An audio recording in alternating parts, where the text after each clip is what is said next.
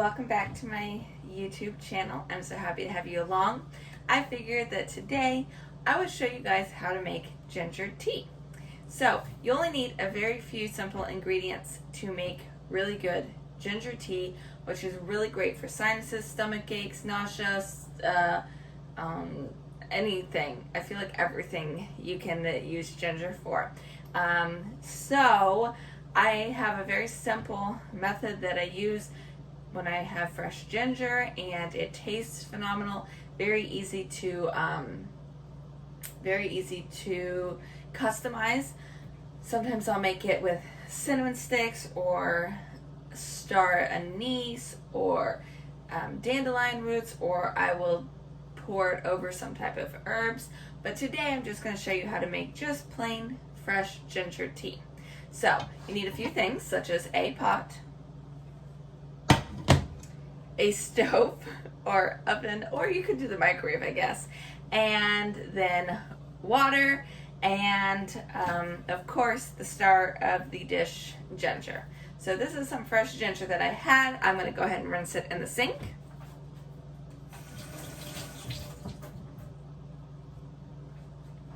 I don't have enough ginger that I grow myself yet, so I do buy this generally from Sprouts. I think we picked this up from Publix this week.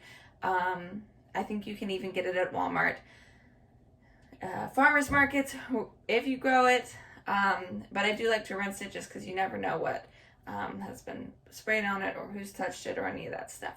So, knife, cutting board, and I like to just cut it. It's very easy to just cut a few pieces off. It doesn't need to be very small, so I just stick it in the pan and just cut a variety of sizes and pieces.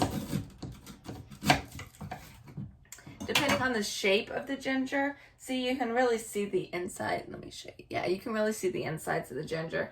Sometimes maybe like a piece like this where the skin is covering it, I'll just take a peeler and I'll just peel off a couple pieces of the skin just so you can really get a lot of the good ginger insides to contact, and I let the peeling go right in there. So yep, I'll just finish cutting this up here.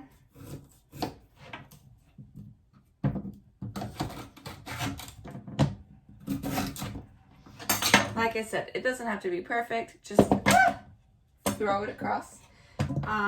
And then you have it all in your pan here, or your pot here, and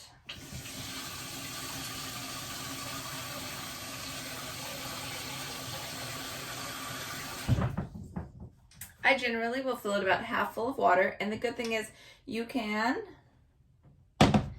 get a couple boilings out of this ginger. So a lot of times I will use it about 2 to 3 times before I throw it out.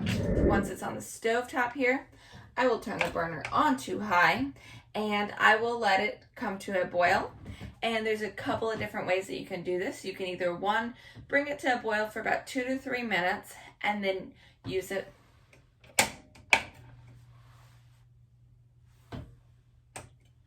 Helps if you turn the right burner on. So as I was saying, you can bring it to a boil for 2 to 3 minutes and then serve it straight up like that. Or you could bring it to a boil and then turn it down to about 2 or 3 or medium low, however your oven has those type of settings set up. Mine's numbers. I know some are words. So usually below medium, slightly above high, in that kind of range, and let it simmer for like 20 or 30 minutes, and then you can have a very, very strong ginger tea. You can also let it sit for a while, and it really brings it a lot more flavor. So kind of depending how you like your ginger tea. Like I said, you can just boil it real quick and it'll be much more subtle flavor, and you can mix it, customize it, all kinds of things like that. So we'll wait for this to boil. So once it's done boiling, you can ladle it right out of the pan or right out of the pot. And you have ginger tea.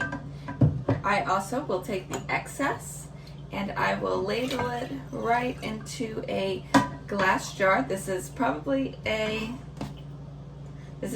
old ragu jar that I have. Some of them I have repurposed myself, and some of them have been I've gotten off of places like Facebook Marketplace, and I love to repurpose. Oops, and make a mess also. So you can just fill this up, put the lid on it, and put it into the refrigerator. It usually lasts several days for me, and you have ginger tea that's already ready to go.